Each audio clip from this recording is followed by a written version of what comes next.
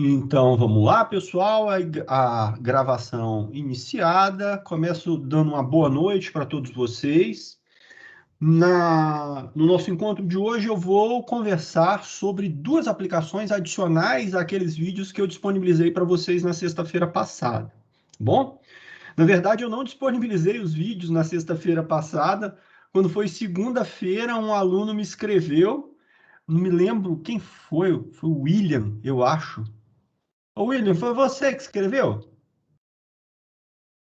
Sim, Foi, o William me alertou que os vídeos não estavam disponibilizados e realmente eu preparei o estudo, coloquei lá link para depois pegar os links e colar, mas esqueci de colar os links. E aí na segunda-feira, então, eu mandei para vocês os links das aplicações. Esses três vídeos são vídeos meus, né?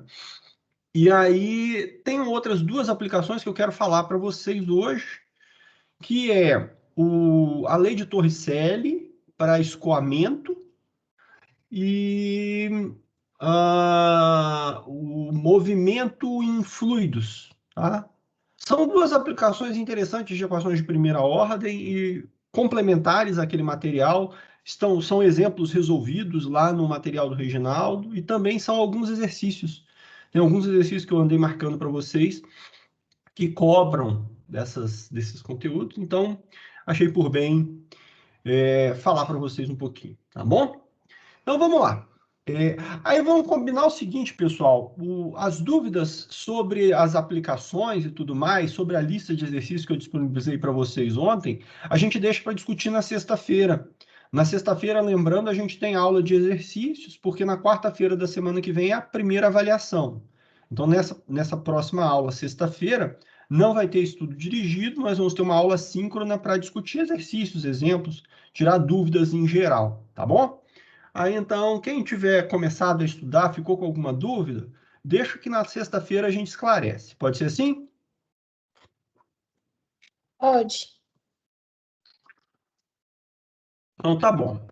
A Carol é a porta-voz da turma, quando ela fala, a gente atende. Não, não, não. Eu falei, pode por mim mesmo. Então, tá bom. Estão vendo a tela aí, pessoal? Sim. Beleza. Deixa eu só ver aqui. Tá bom. A lei de Torricelli, então, como eu disse, lei de Torricelli e resistência em fluidos, tá bom? Resistência em fluidos, a lei de Torricelli fala como é que varia com o tempo o volume de um recipiente que tem um furo e está vazando água por esse recipiente, vazando um fluido por esse recipiente, por esse orifício. Essa aplicação de resistência em fluidos, você tem um movimento em algo viscoso. Ar, por exemplo, é viscoso, a depender do tamanho do aparato que está se deslocando pelo ar. Água, tá? Então, movimentos desse tipo. Resistência. Opa, não é isso que eu quero fazer, não. Volta aqui, tá bom. Quero deslocar tudo para cá. Vamos começar com a lei de Torricelli, então. Ela estabelece o seguinte: olha. A taxa com que um líquido escoa por um orifício situado a uma profundidade h é proporcional à raiz de h. Essa taxa com que o líquido escoa faz variar o volume. Então, a taxa com que o líquido escoa é a variação temporal do volume. Então, aqui, ó, dV dt, a variação temporal do volume, é proporcional à raiz de h, onde h é a distância entre o orifício e a lâmina d'água, a lâmina de líquido. Então, imagine o seguinte, eu vou até fazer um desenho logo aqui que eu vou utilizar no meu exemplo, que eu quero mostrar para vocês. Então, imagine o seguinte, diacho, eu quero a caneta. Aqui, ó. Vou pensar um recipiente quadrado em forma de paralelepípedo, bom? Em forma de paralelepípedo. Eu acho que esse do paralelepípedo eu botei como exemplo, então não vou poder resolver ele como exercício. Então, eu vou resolver um outro exemplo. Mas imagine o seguinte, você tem esse recipiente aqui, E ele tem água, vou até desenhar de azul aqui, ó, até uma altura H. Tá bom? Essa altura aqui é H. Daqui até aqui, ó. Porque aqui nesse fundo eu vou fazer um furo por onde a água vai escoar. Então, a taxa com que o volume d'água dentro desse recipiente varia é proporcional à raiz quadrada dessa altura H. Se você pensar, essa constante K precisa ser negativa, porque se tem um furo e está vazando água, o volume diminui.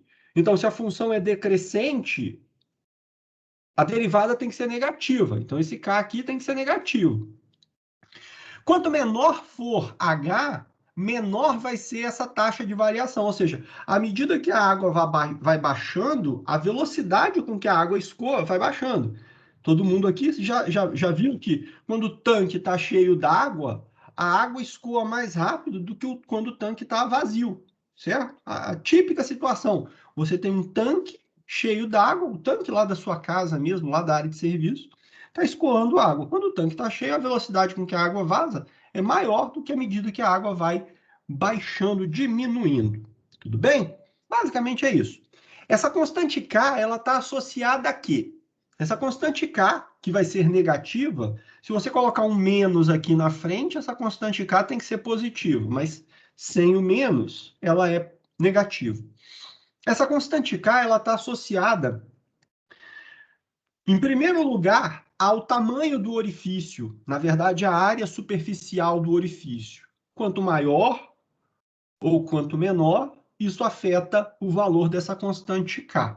Quanto maior for o orifício, mais água vaza. Então, esse K tende a ser maior. Quanto menor for o orifício, menos água vaza, esse K tende a ser menor. Tá? Uma outra coisa que também está associado a esse K é a viscosidade do fluido que escoa. Tá?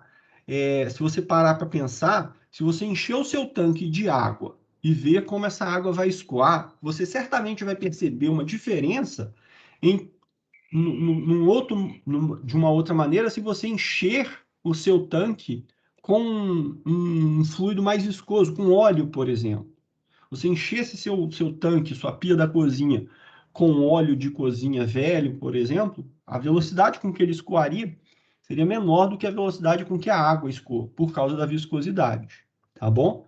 Então, essa constante K, ela acaba, nesse modelo que é simplificado para esse tipo de problema, o problema mais completo levaria em consideração como variável também a área do orifício, tá? Mas nesse caso aqui a gente está negligenciando isso, está olhando por uma coisa mais simplificada.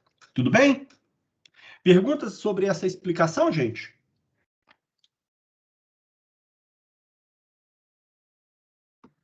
Vou entender o silêncio como não. Agora, uma coisa que ocorre é que o volume V, que depende de T, na verdade, ele sempre vai ser dado em função dessa altura H da coluna de líquido. Eu vou falar sempre água, tá? Porque é mais simples.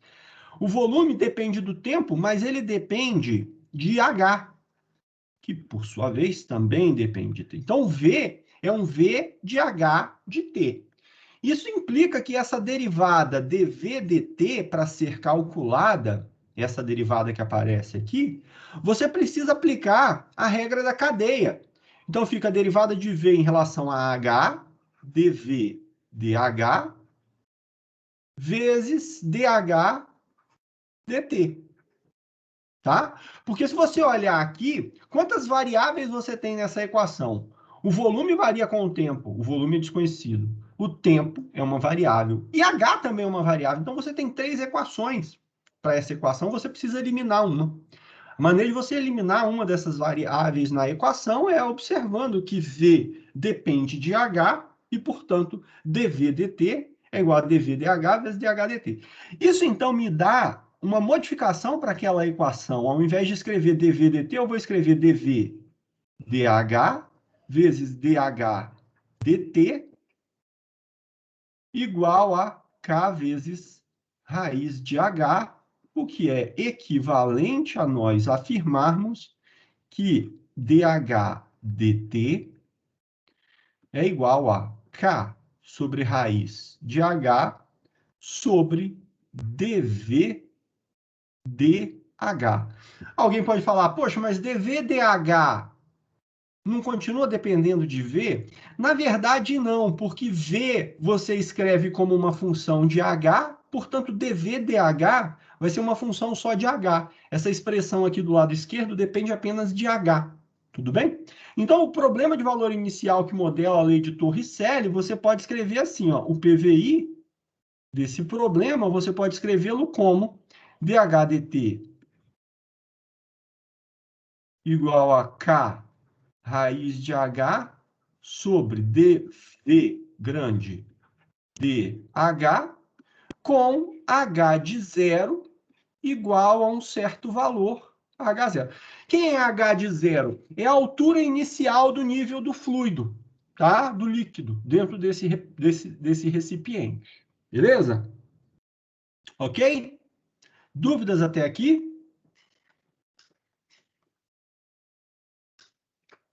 Não? Não, talvez na hora de fazer algum exercício dessa aplicação surja. A gente leva na sexta. Tá bom, então. Então vamos lá, vamos pensar o seguinte, olha. Deixa eu subir a minha tela aqui. Deixa eu subir a tela.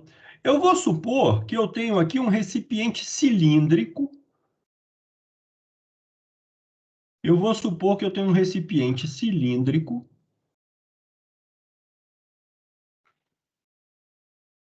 Tudo bem? Cuja altura é de 5 metros e tal que o diâmetro aqui seja de 4 metros. Não tá, 4 não, de 3 metros. Tá bom? 3 metros. 3 não, porque vai me dar trabalho. Eu vou ter que trabalhar com 2 metros de diâmetro. 2 metros de diâmetro. Tudo bem? Esse recipiente está cheio de água. Está cheio de água. Deixa eu botar uma... Escrevi aqui em cima. Então, olha só.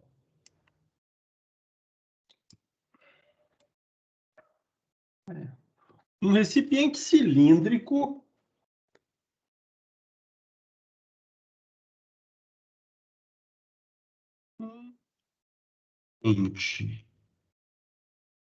recipiente cilíndrico, tá?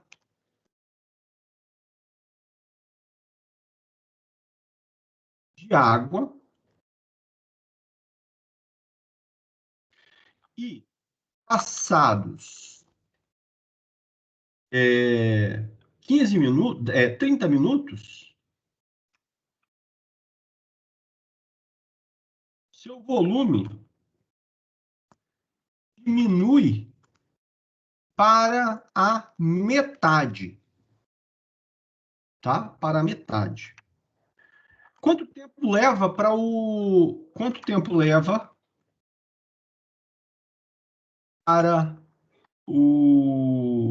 recipiente estar vazio?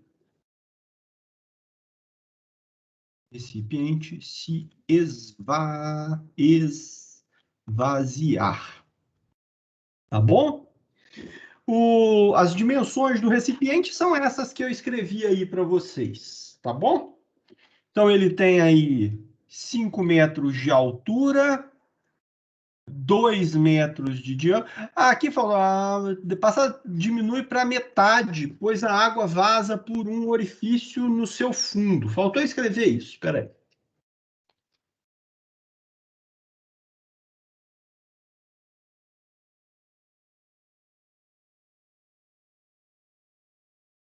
Pois a água vaza por um orifício em seu fundo. Pronto. Agora ficou completo. Quanto tempo leva para o recipiente se esvaziar? Bom, nosso recipiente é cilíndrico, então eu sei o seguinte: o volume de um cilindro, tá? o volume de um cilindro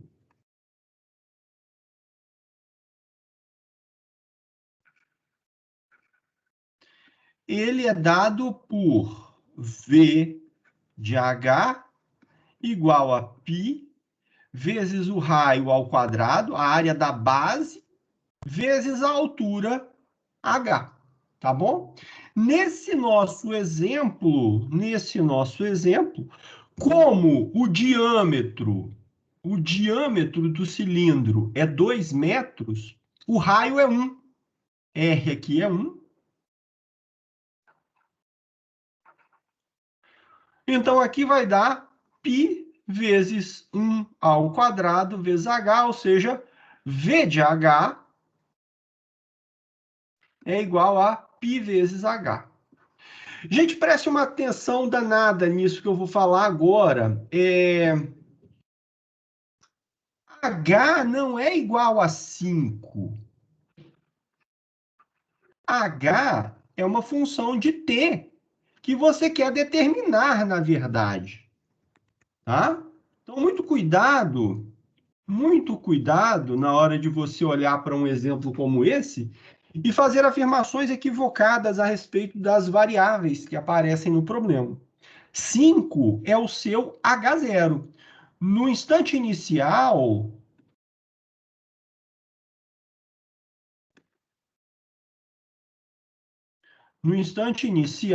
você tem o recipiente cheio. Então, você tem que V de 0 é igual a π vezes H igual a 5. 5π metros cúbicos, certo? 5π metros cúbicos. Mas o H inicial também vai ser dado como, nesse caso, 5. A altura da lâmina d'água no instante inicial é que é igual a 5, tá bom? Isso é importante por quê? Porque isso vai configurar para nós o problema de valor inicial. Vai configurar para nós o problema de valor inicial que a gente precisa resolver para encontrar a resposta do nosso problema. Certo? Então, o PVI que modela o problema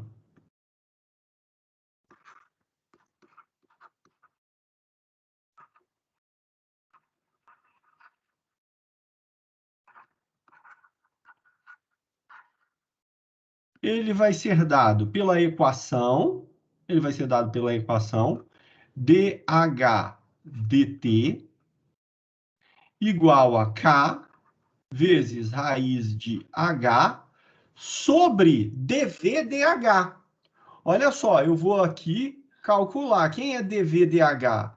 A derivada de V em relação a H é igual a π. Aqui, ó, dV/dH igual a π. Então, K sobre π com H de 0 igual a 5. Então, deixa eu só voltar aqui a tela aqui em cima para vocês. Na equação que a gente tinha deduzido, tá aqui, olha. A equação que a gente tinha deduzido, olha. A taxa de variação da altura é proporcional a K raiz, é proporcional à raiz de H sobre dV/dH. Na verdade, você pode ler dessa forma. Tá? Um K raiz de H sobre dV/dH. Nesse exemplo específico, note, para cada recipiente, para cada formato de recipiente, você vai ter uma fórmula para o cálculo do volume, tá certo? Recipientes mais complicados têm fórmulas mais complicadas. Por exemplo, você poderia pensar que seu recipiente é uma semisfera, né? Um hemisfério de esfera, se você preferir. Você precisaria, então, identificar a H em função do raio, né, do corte. Então, ficaria um pouquinho mais complicado. De qualquer forma, você encontraria uma expressão para o volume em função da altura H da lâmina d'água. E aí, então, essa EDOzinha é uma EDO trivial de ser resolvida, porque ela é uma EDO separável. A EDO, nesse exemplo, é separável. A EDO é separável. Aí, então, eu posso resolvê-la da seguinte forma, olha, dH dt vezes 1, deixa eu escrever exatamente o contrário. 1 sobre raiz de h vezes dH dt, tá bom? 1 sobre raiz de h vezes dH dt é igual a k sobre π. Igual a k sobre π. Esse raiz de h, passei dividindo para o outro lado. E aí, então, olha, integrando, eu vou ter que a integral de 1 sobre raiz de h dH é igual a k sobre π dt.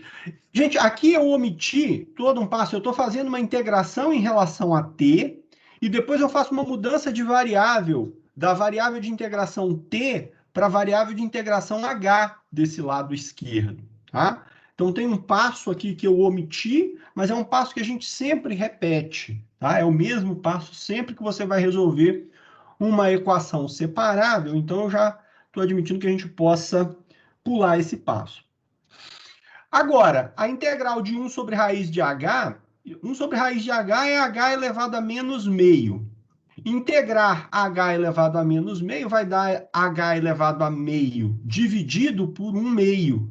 Então, isso daqui vai me dar 2 vezes h elevado a 1 meio, ou se você preferir, 2 vezes raiz de h, a integral do lado esquerdo. Do lado direito, isso daqui é constante, vai ficar k sobre π t mais uma constante arbitrária c. Observem que eu tenho duas constantes aqui. Eu tenho a constante c, que apareceu da integração, e eu tenho a constante de proporcionalidade k, duas constantes a determinarmos. Tudo bem? Eu ainda posso escrever que h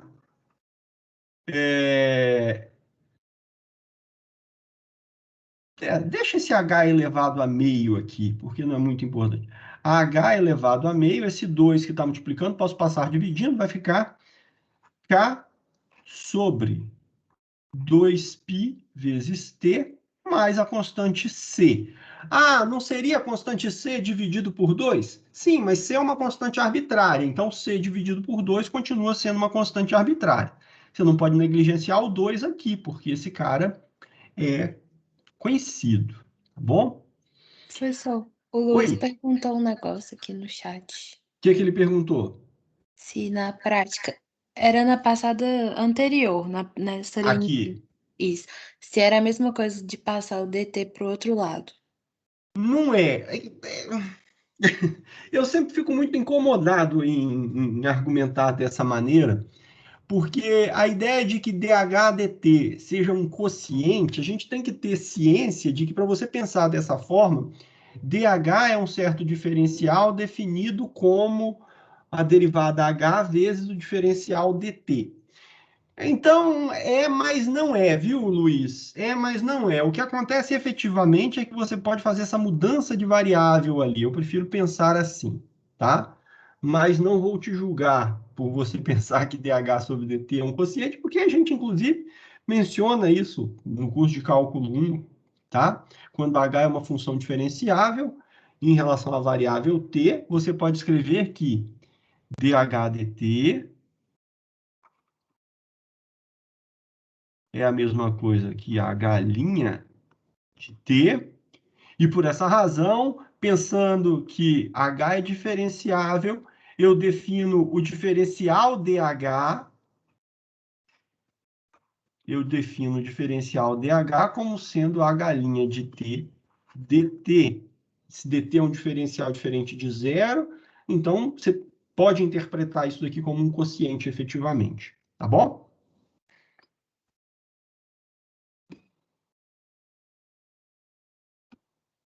Se continuar com a dúvida, pode me falar aí, viu, gente? Que eu não estou vendo o chat.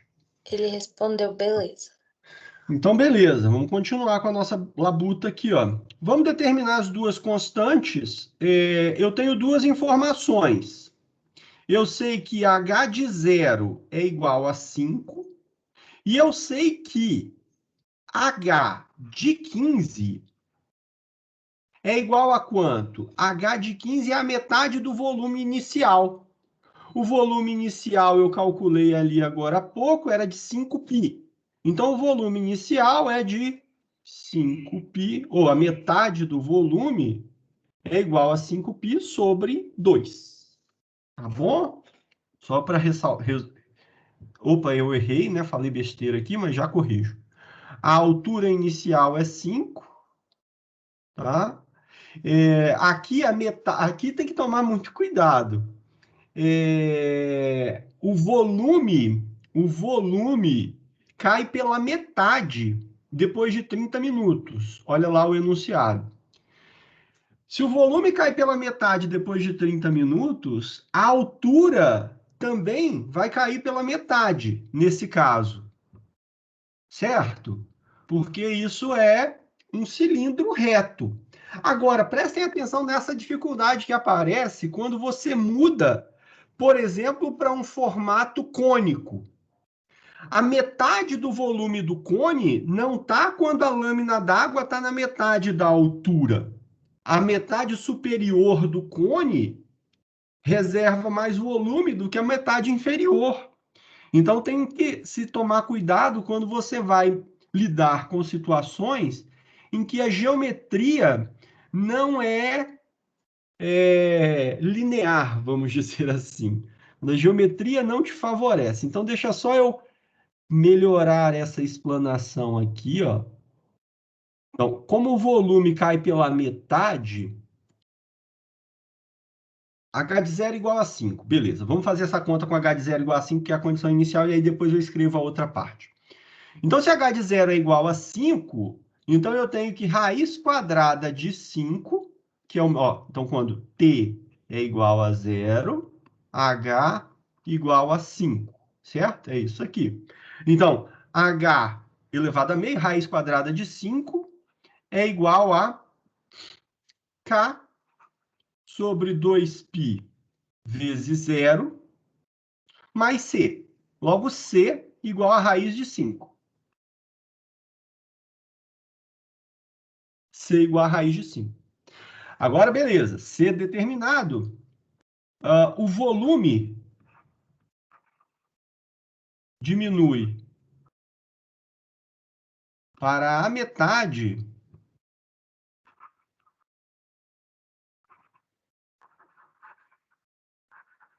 se a altura h também diminuir.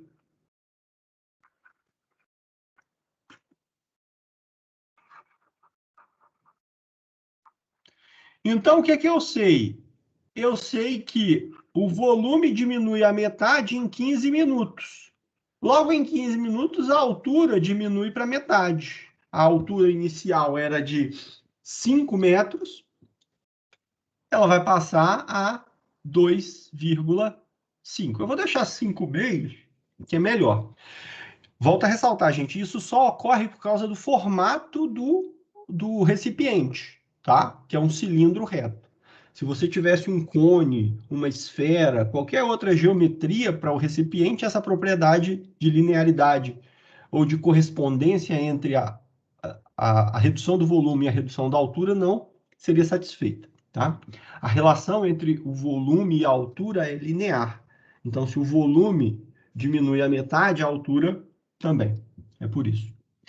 Se essa relação não for linear, aí você tem uma dificuldade adicional. Eu vou usar essa condição, então. Quando t igual a 5, t igual a 15, h igual a 5 meios. E vou lá, ó. Vou ficar, então, com raiz quadrada de 5 meios igual a k sobre 2π vezes 15 mais c. C é igual a raiz de 5. Isso aqui, então, me permite escrever que K é igual a raiz de 5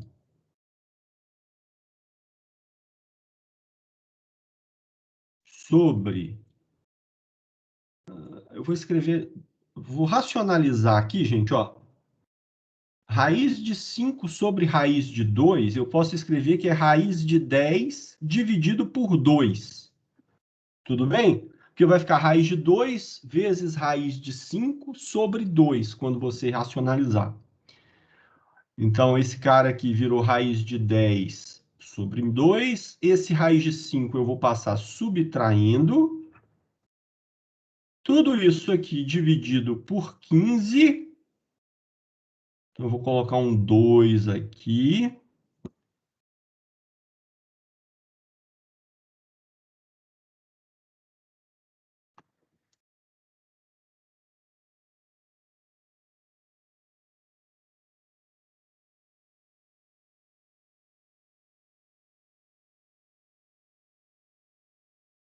Vou botar um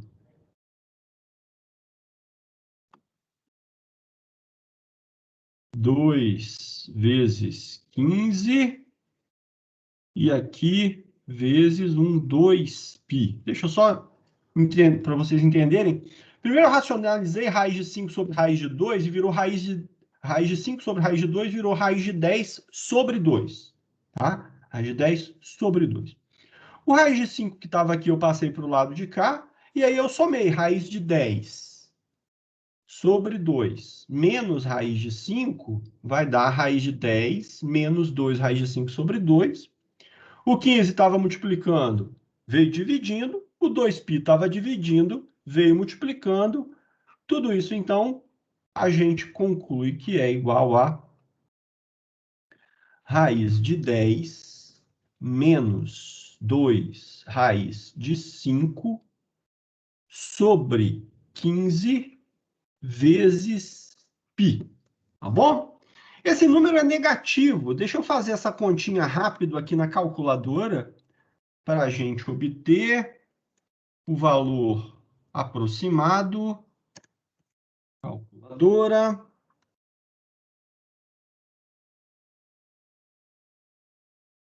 Então, aqui vai ficar, cadê a raiz? Raiz quadrada de 10 menos 2 vezes raiz quadrada de 5. Dividido por 15 vezes π. Ah, mas eu errei aqui. Não dá para fazer essa conta direto na calculadora que eu tenho, não. Deixa eu fazer assim. 2 vezes raiz de 5 igual menos raiz de 10 igual dividido por 15 igual vezes 3,14 igual a menos 0,27, 0,28, menos 0,28, tá? Aproximadamente menos 0,28. Aproximadamente, tá bom? Que é negativo, é certo, porque raiz de 10 é menor do que 2 raiz de 5, é por isso que fica negativo. Aí depois é só... Depois vocês podem verificar se essa conta está certa ou se ela está errada, tá? Aqui, aproximadamente. Professor, eu fiquei com dúvida Diga. quando você definiu ali H de 15. E lá no Isso. enunciado eu tinha entendido que 30 minutos foi o era tempo 30? que levou para Era 30? levar para diminuir pela metade.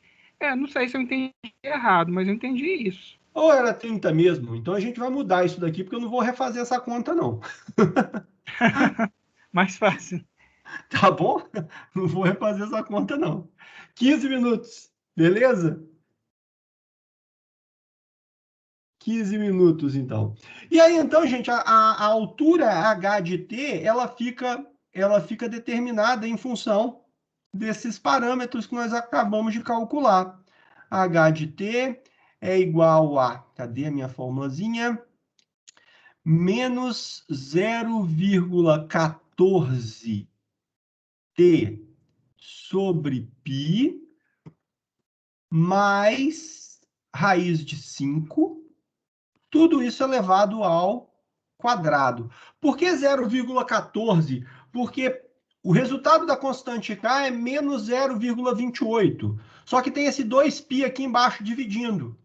Esse 2π aqui embaixo dividindo, o 2 eu simplifiquei, por isso veio para menos 0,14, tá bom?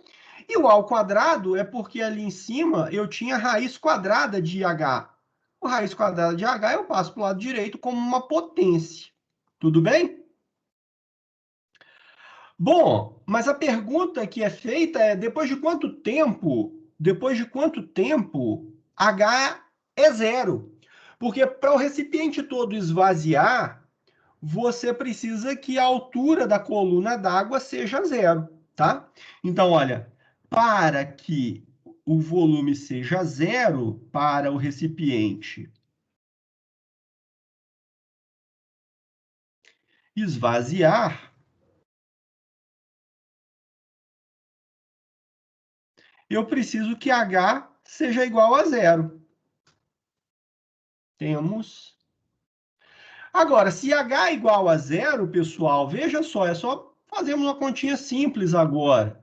Para que H seja igual a zero, o que você precisa ter é que essa expressão aqui seja igual a zero. Então, menos 0,14 sobre π. Opa, Ctrl.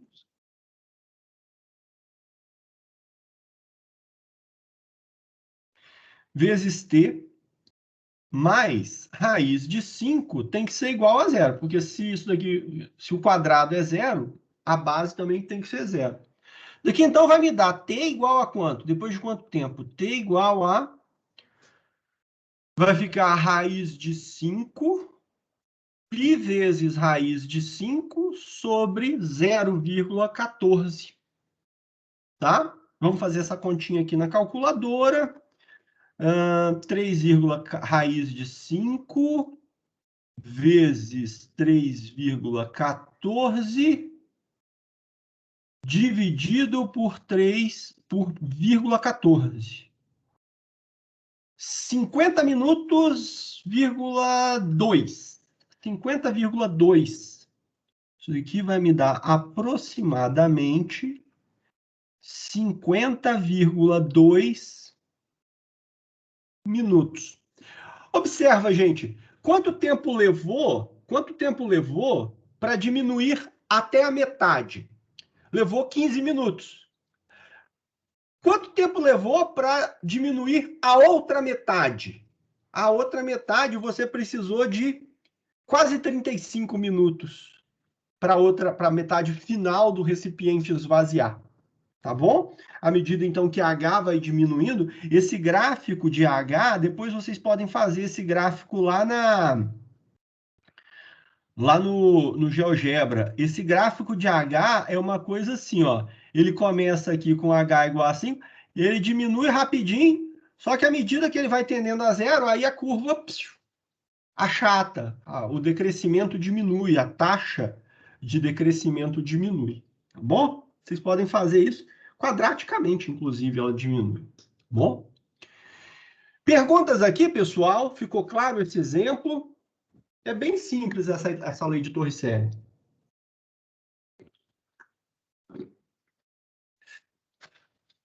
Perguntas, pessoal? Não? A outra aplicação que eu quero mostrar para vocês, como eu já antecipei, é... Opa, fiz bobagem aqui. Aí, calma aí. Deixa eu colocar aqui em cima. A outra aplicação que eu quero mostrar para vocês nessa aula é essa aqui, da resistência, que o Reginaldo chama de resistência em fluidos. Ela diz o seguinte: um corpo que se desloca em um meio fluido sofre uma força de resistência ao movimento que é proporcional à velocidade com que esse corpo se desloca. Tá? A velocidade v de t, nesse caso, então, é a solução do problema de valor inicial. MdV dt igual a F menos KV igual a V. Que confusão de coisas desses aqui. Vamos lá. Esse lado de cá, M vezes dV dt. Olha só, pessoal. dV dt, a derivada da velocidade, é igual a quem? É igual à aceleração. Então, esse lado esquerdo aqui está dizendo massa vezes aceleração é igual a força. Isso é a segunda lei de Newton. A força resultante num sistema, a força total, é igual a massa vezes a aceleração do corpo. É a segunda lei de Newton que a gente está usando aqui. Tudo bem? Do lado direito, você tem F, que é a força que está sendo exercida para gerar o movimento, tá bom? E uma força contrária. Você tem a força que gera o movimento e uma força contrária ao deslocamento, que é dado por menos K vezes V, ó, que é essa força de resistência. Essa força de resistência, ela é sempre contrária ao movimento. Por isso que ela é igual a menos K vezes V, onde K aqui é uma constante positiva. K aqui é uma constante positiva nesse caso, tá? V de zero igual a zero aqui. Então, aqui até ele cita algumas situações. Se você tem um corpo em queda, a força F é o peso desse corpo, tá? É claro, aí você está imaginando que ele está caindo e que não tem um motor empurrando ele para baixo ainda. Para um barco em movimento dentro da água ou para um submarino, né, se movendo dentro da água, essa força é a força motriz mesmo, a força do motor desse barco, desse carro se movimentando, desse submarino. Entendido isso daqui, gente? Entendido isso daqui?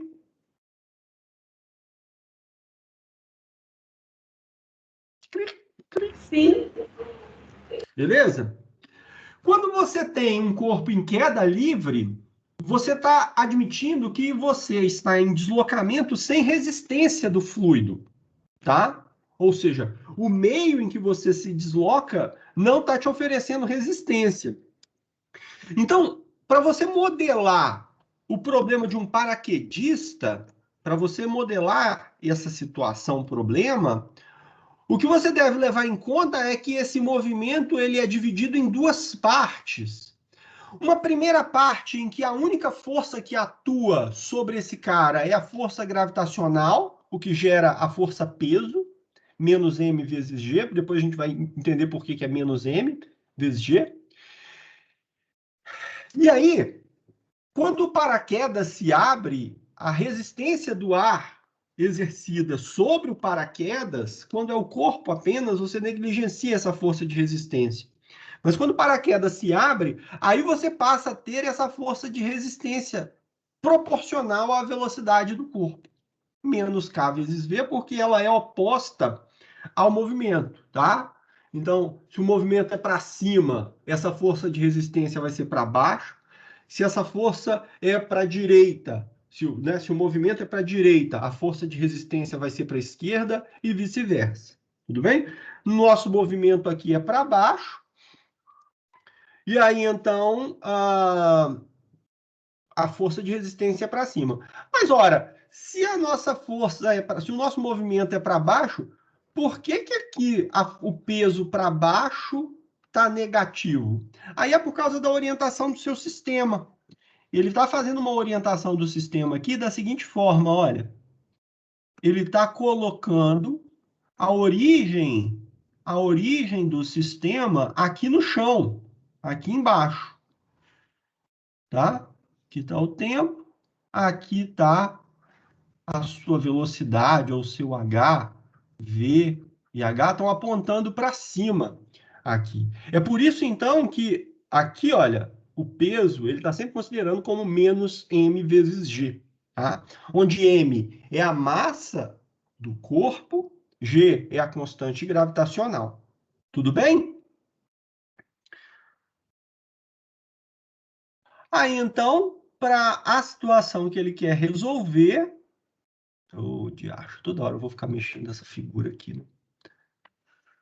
Para a situação que ele está querendo resolver, olha, Ele está supondo o seguinte, um paraquedista com seu paraquedas pesa 70 quilos, é a massa, né?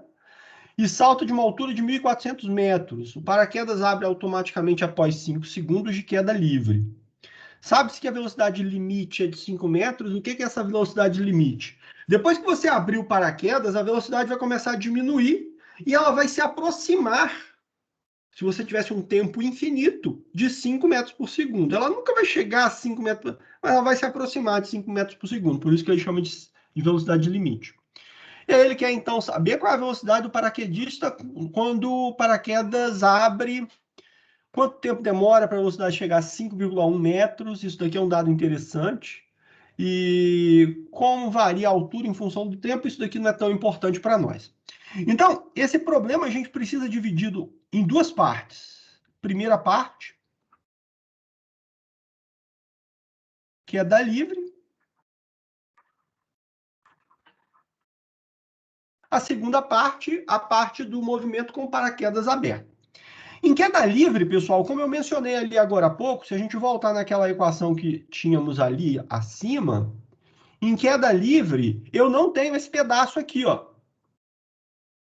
Em queda livre, eu não tenho esse pedaço. Em queda livre, então, a única força que atua é o peso. Então, em queda livre, você tem aqui que m dv dt vai ser igual a menos m vezes a gravidade, menos mg. Essa massa, então, pode ser simplificada com v de zero igual a zero. É a velocidade inicial do paraquedista, a velocidade vertical dele.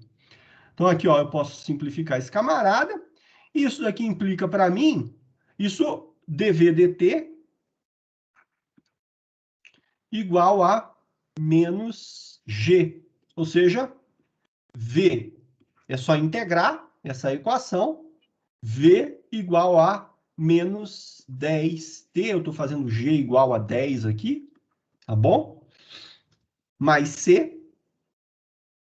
Como v de zero igual a zero, implica que c igual a zero, ou seja, v de t igual a menos 10t. Note, então, pessoal, que esse menos aqui está significando que o deslocamento é no sentido oposto ao sentido positivo do seu sistema de coordenadas. Seu sistema de coordenadas cresce de baixo para cima, a velocidade aumenta de cima para baixo, tá certo? O seu deslocamento é de cima para baixo. Tá joia? Então, v de t igual a menos 10t. Beleza?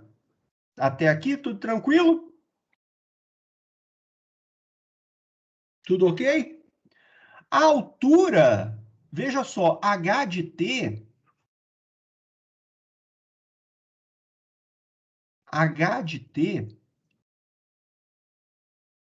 na verdade, você sabe que a derivada dh dt, a derivada h' de t é igual a v de t. Certo? A velocidade é a derivada da posição, que nesse caso aqui é a altura do paraquedista. Então, se você já sabe que v de t é igual a menos 10t, você vai descobrir que h de t é igual a 5t mais uma constante c. Eu vou chamar isso daqui de C1, que vão aparecer várias constantes aqui. Uma constante aqui, C2. Agora, qual é a altura inicial? A altura inicial, h de zero, foi a altura que ele saltou, 1.400 metros. Tá? Então, usando aqui que h de zero é igual a 1.400, você descobre que C2 é igual a 1.400 e, portanto, a altura h de t do paraquedista, a h de t, é igual a menos 5t mais 1.400. Veja, pessoal, essas duas expressões, vou marcar aqui em vermelho, essas duas expressões, a expressão da velocidade do paraquedista e da altura do paraquedista que nós determinamos, são referentes ao movimento de queda livre. Tudo bem? São referentes ao movimento de queda livre, antes do cidadão abrir o paraquedas. Tá? Então, atenção para esse detalhe. Vamos, então, agora para a segunda parte. Qual é a segunda parte? A segunda parte, o cara vai abrir o paraquedas. Vou até escrever de vermelho aqui, ó. Segunda parte, o paraquedas está aberto. Paraquedas é aberto. Nesse caso, o PVI, ele muda. O PVI, para o caso do paraquedas aberto, vai ser M... Opa, deixa eu voltar a escrever de preto aqui. M dVdt igual a... Você continua tendo a força-peso M vezes quem mesmo? M vezes G. M vezes G. Só que agora você tem aqui, ó, menos K vezes a velocidade V. A sua EDO, que anteriormente era uma EDOzinha trivial de ser resolvida, ela agora passa a ser uma EDO menos trivial. Né? Ela agora passa a ser uma EDO menos trivial, porque passa a ser uma EDO linear. E aí, qual é a velocidade inicial? Você não tem mais V de zero, porque o instante inicial para o movimento do paraquedas é 5 segundos. Ele diz lá no enunciado, olha, depois de 5 segundos o paraquedas se abre. Então, você tem aqui que V de 5, opa, Ctrl Z, V de 5, depois de 5 segundos, a velocidade do paraquedas é menos 50 quilômetros por hora, eu acho, né? Eu não sei quais são as unidades de medida aqui.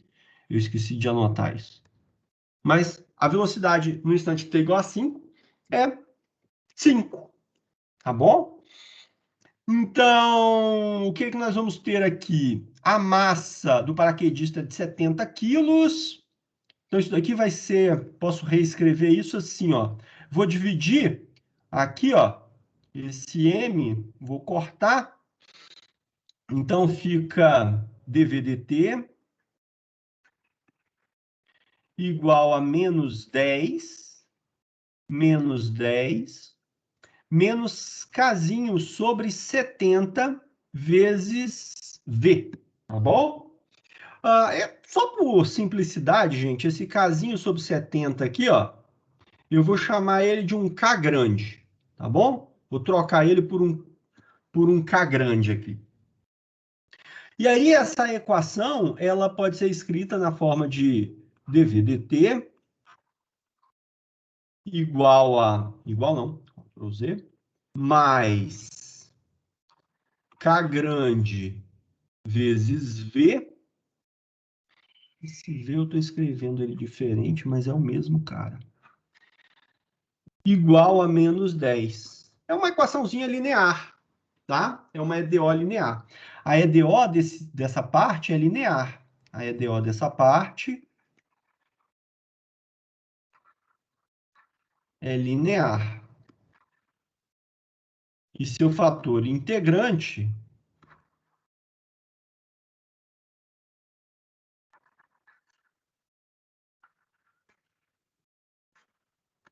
é o de T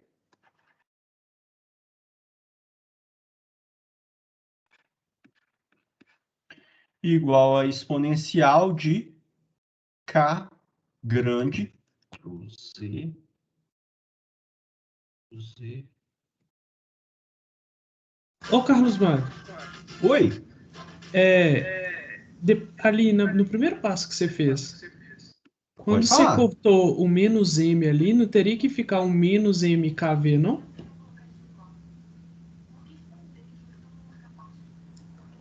Aqui você diz? Porque você É passa porque ele eu já dividir. troquei o M por 70, desculpa.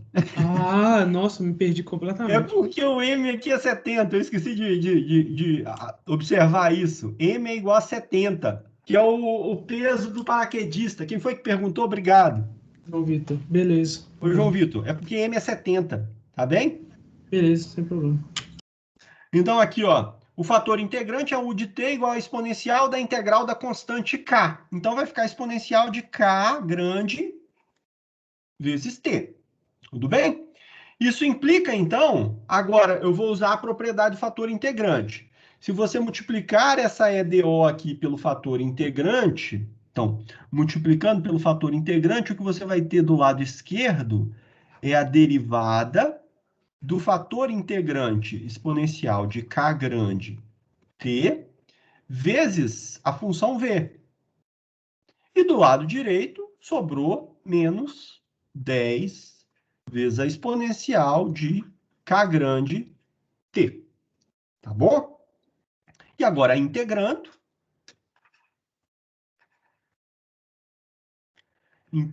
a EDO, lembre-se, você multiplica a equação inteira pelo fator integrante. Quando você multiplica o lado esquerdo multiplicado pelo fator integrante vira essa derivada. E do lado direito apareceu menos 10 vezes a exponencial. Integrando isso daqui agora, nós vamos ter o quê? Integrando, vamos ter que a exponencial de kt, k grande t, vezes v, é igual, a integral aqui vai ficar menos 10 sobre k grande, exponencial de kt, mais uma constantezinha que eu vou chamar de C3 aqui, tá bom? Uma constantezinha C3. Vamos lá. Então, eu consigo escrever V de t igual a menos 10 sobre K grande mais C3. Opa, essa constante está ficando cada... Não estou entendendo.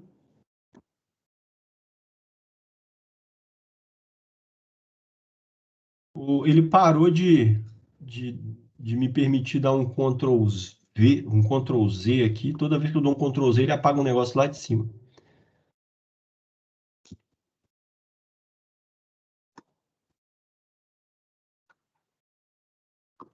Mais C3 aqui, vezes a exponencial de menos K grande T. Ok? De novo, eu tenho aqui duas constantes a determinar, a constante C3 e essa constante K grande. Essa constante K grande ela é fácil de calcular por causa do seguinte, olha, a velocidade limite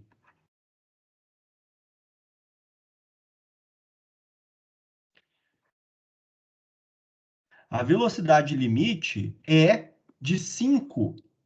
Eu acho que são metros por segundo mesmo, tá? São 5 metros por segundo. Então, o que eu posso afirmar? Então, menos 5, tem que lembrar do sinal negativo aqui por causa da orientação, é igual ao limite de V de t. Quando t aumenta, essa velocidade limite é para um tempo suficientemente grande, ou seja, quando t tende para infinito, o resultado tem que ser menos 5. Só que, isso daqui, ó, vou escrever é o limite, quando t tende para infinito, de menos 10 sobre k grande mais C3 vezes a exponencial de menos k grande vezes t. Quando t tende para infinito, sendo k uma constante positiva, essa exponencial aqui vai a zero. Tá? 10 sobre k é constante, então o resultado desse limite é igual a menos 10 sobre k grande. Portanto, a constante k grande implica que k grande é igual a 2. Só a gente olhar aqui, ó. Menos 10 sobre K é igual a menos 5. Então, K é igual a 10 sobre 5 igual a 2. K grande igual a 2. Ok? Pessoal?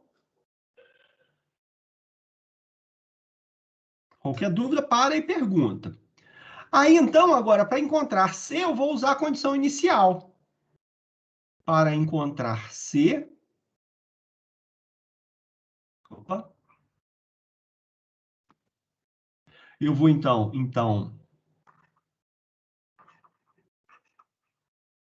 V de T igual a menos 5, porque aqui, ó, V de T está aqui em cima, menos 10 sobre K grande igual a 2. Então, aqui, ó, menos 5 mais C3 vezes a exponencial de menos 2T.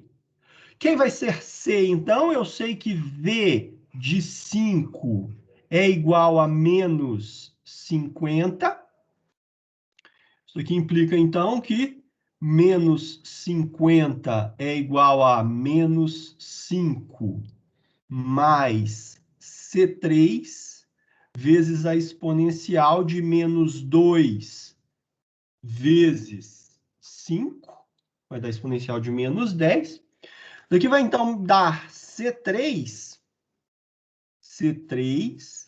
igual a quem? Vai dar menos 50 menos 5 dá 50 menos 5 dá 45. 45 vezes a exponencial de 10. Vê se vocês me acompanham aqui, ó. O menos 5 vai passar para cá positivo, então vai ficar negativo. Na verdade, aqui é menos, desculpa. Tem um menos aqui. Vai ficar menos 45. A exponencial de menos 2 vezes 5 vai dar 10. Então, eu passo ela multiplicando. Fica exponencial de 10. Na verdade, eu faço exponencial de menos 10 dividindo, que é a mesma coisa que multiplicar pela exponencial de 10. Então, C3 está aqui calculado. Portanto, olha só o que acontece. Quem é a minha V de T? A minha V de T, vou escrever ela aqui agora. Vai ficar igual a menos 5 menos 45 vezes a exponencial de 10, que é a constante C3, certo? Constante C3, vezes a exponencial de menos 2t, certo? Exponencial de menos 2t. Eu vou, então, só dar uma ajeitadinha nessa função e escrevê-la da seguinte forma. Menos 5 menos 45 vezes... Menos 45 vezes a exponencial de menos 2 vezes t menos 5. Para ficar bonitinho, igual tá lá no livro, a expressão. Eu acho que tá. Tá bom? Eu coloco... Eu vou somar, né? Vai ficar 10 menos 2t. 10 menos 2t, eu posso colocar o 2 em evidência, o menos 2 em evidência, então fica aqui, ó, menos 2t, menos 2 vezes menos 5, 10. Menos 2t mais 10. Então, V de t... Vou subir aqui um pouquinho, para escrever que V de t é igual a menos 5, onde acho?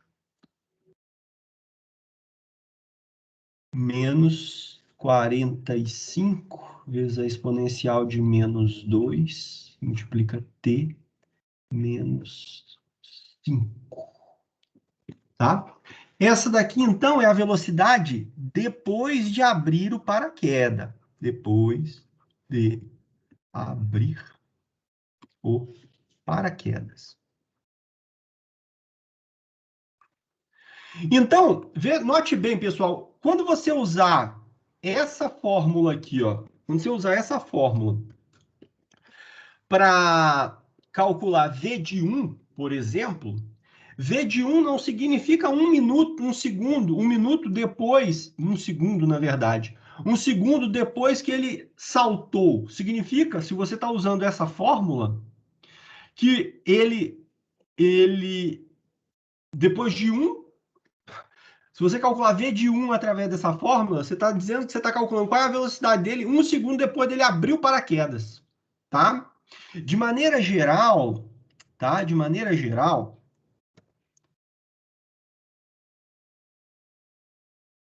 posso escrever a velocidade toda do movimento, a velocidade de todo o movimento,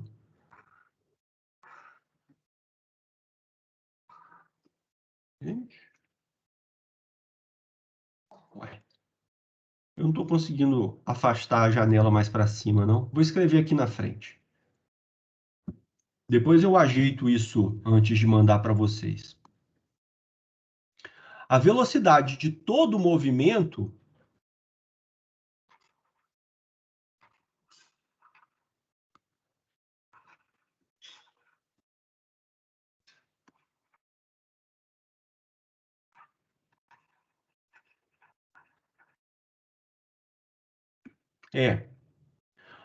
vou escrever assim, ó, V de T igual a, abrir umas chaves aqui, menos 10T, se T for maior ou igual a 0 e menor ou igual a 5. Deixa eu colocar menor. Menor do que 5. Estritamente menor aqui. E ela é igual àquela expressão, menos 5, menos. Eu acho que eu fiz um cálculo errado. Não, não fiz não.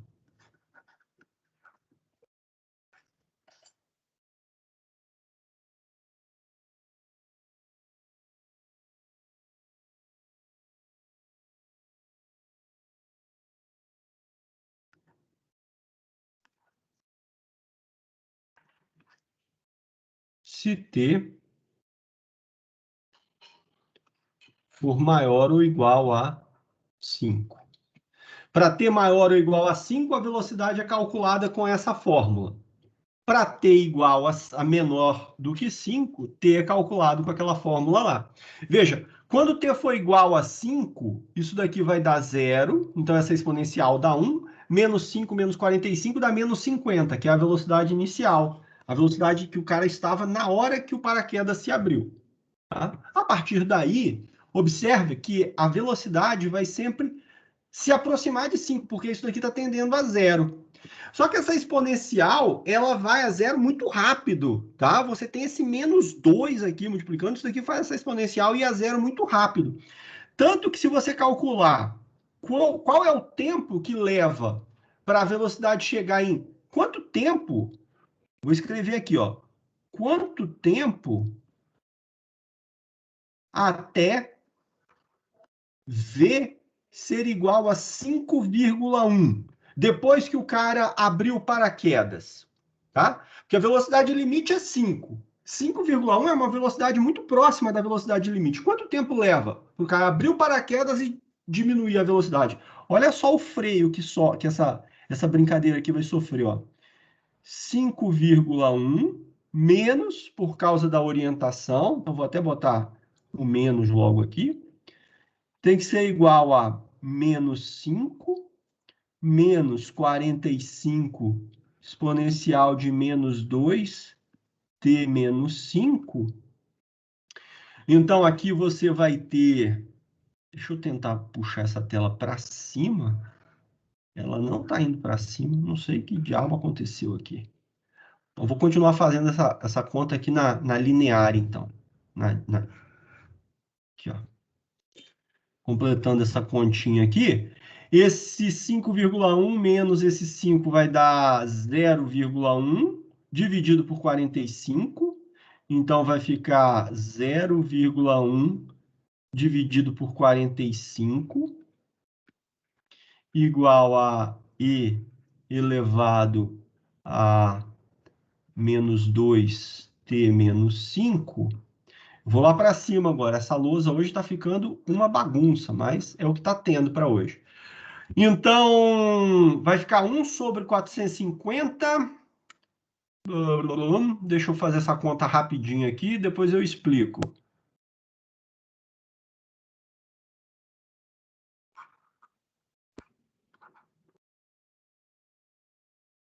Tá? 0,1 dividido por 45 é a mesma coisa que 1 sobre 450. Por que que apareceu o logaritmo? Apareceu para eu eliminar essa exponencial, então eu calculo o logaritmo aqui, calculo o logaritmo aqui, desaparece a exponencial. Eu vou ter, então, que t, e aí depois eu vou fazer essa conta. T vai ser igual a ln de 1 sobre 450 dividido por 2, tem um menos aqui, dividido por 2, mais 5. Tá? Mais 5. Ok, então,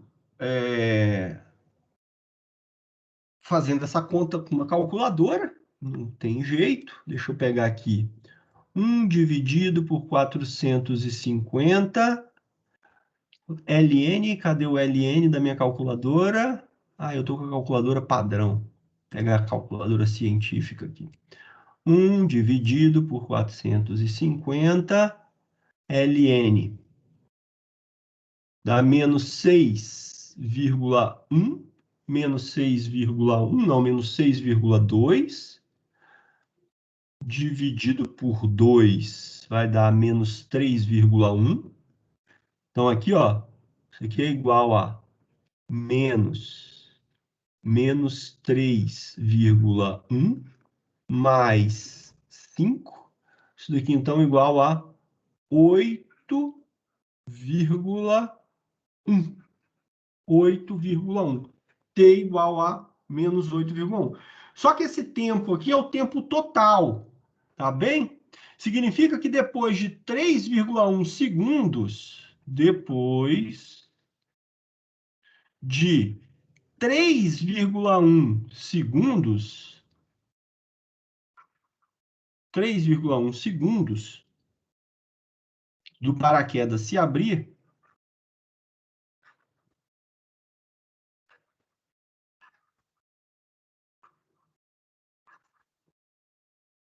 temos V igual a 5,1, tá?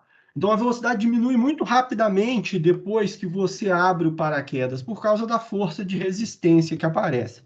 Ah, mas você calculou que T era 8,1, por que que você disse que é depois de 3,1? Porque você tem que se lembrar o seguinte, eu estou te perguntando depois de quanto tempo que o paraquedas se abre. Esse T que você calculou, ele é o T total. Então, é o T desde o momento do salto. Depois de 8,1 segundos que ele saltou, a velocidade voltou a ser 5,1. Mas, depois de quanto tempo que ele abriu o paraquedas? Bom, levou 5 segundos para ele abrir o paraquedas, então levou 3,1 segundos depois da abertura do paraquedas para que a velocidade chegasse a 5,1. Então, é muito rápido mesmo a redução da velocidade que ocorre. Tá bom? Perguntas, gente? Vocês estão calados? Deixa eu ver o chat, como é que tá aqui. Talvez o chat esteja mais animado do que... Não, o chat, a única pergunta que tem aqui é do Luiz, aquela que eu já tinha respondido. Dúvidas, gente? Alguma pergunta em relação a essa conta? É uma continha meio chata essa, mas é simples, não tem nada complicado, não. Esse exemplo está feito lá no material do Reginaldo também, vocês podem olhar lá com mais cuidado. Podem voltar aqui no vídeo depois, se quiserem, também. Tá bom? Mas eu queria saber, perguntas a respeito do exemplo?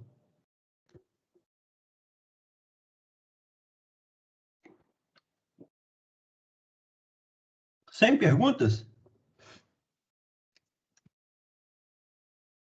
Então tá bom, João. Vou tomar a sua resposta tranquilo, professor, como a resposta dos colegas todos. Tá? Era isso, pessoal, para a aula de hoje, para essa reunião de hoje, eu queria fazer um complemento nas aplicações, né?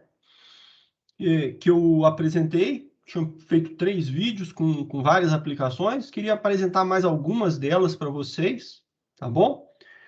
E aí, na sexta-feira, só relembrando, aula de exercícios, tá? Então, a sexta-feira é para tirar dúvida mesmo.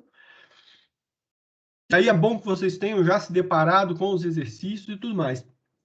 Só uma observação sobre a lista de exercícios, a segunda lista de exercícios que eu postei ontem, ela deve ser entregue até quarta-feira da semana que vem, antes da prova, tá? Ela deve ser entregue exatamente até as 18 horas da quarta-feira da semana que vem.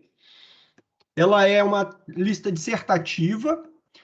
Ela pode ser resolvida em grupos, tudo bem? De até 3 pessoas. Aí, cada pessoa vai ter 2 questões selecionadas para ela. Vocês devem escolher uma das 2 questões selecionadas, um par, certo?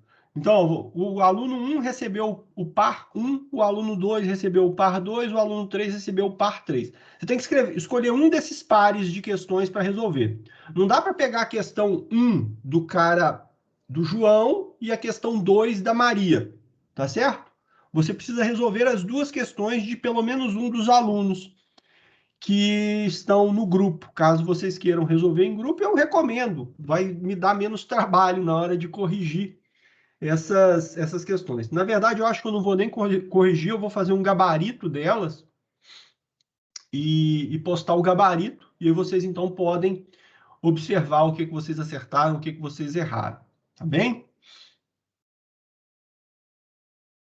Pergunta sobre... Pode perguntar, Luiz.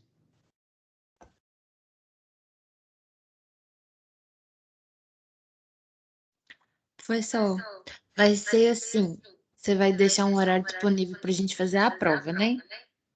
Eu vou deixar a prova, Carol, vou liberar ela na quarta-feira, às 18h50, para a turma de vocês, e vou deixar até a quinta-feira, tá? Às 18h50 também. Ah, sim, fica um dia, então. Isso, Beleza. vai ficar um dia para vocês resolverem. Tá bom. Beleza? Só outra dúvida. Essa questão do grupo, a gente que tem que te mandar os nomes? Sim, aí na hora que vocês forem escrever a solução, o nome dos 3 tem que estar na solução. Porque senão eu não sei quem é o grupo. Tá bom. É porque eu fui tentar abrir a tarefa e aí aparece uma mensagem tipo assim, não pode, tem que ter grupo. Eu corrigi isso. Ah, tá. Eu Beleza. corrigi isso hoje pela manhã, porque eu fui alertado por uma colega de vocês, não sei se da turma de vocês ou se da outra turma, mas aí eu já corrigi esse probleminha que estava dando na tarefa. As questões são lá no questionário. A tarefa é só para você postar a solução, tá bom? Beleza. Ok. Mais alguma dúvida, gente? Alguma pergunta? Na sexta-feira a gente pode discutir essas questões em relação à avaliação também, que se não ficar claro, tá bom? Temos tempo. Mas se ninguém tiver mais questões, mais dúvidas para perguntar, eu vou dar por encerrada a nossa atividade de hoje. Tá? Agradeço a presença de todos. Uma boa noite. Para quem for descansar, um bom descanso. Quem tiver mais uma aulinha, uma boa aula. Tudo bem? Beleza, professor. Para você também, viu? Boa noite, professor. Alô, gente, um abraço. Professor, até sexta. Até.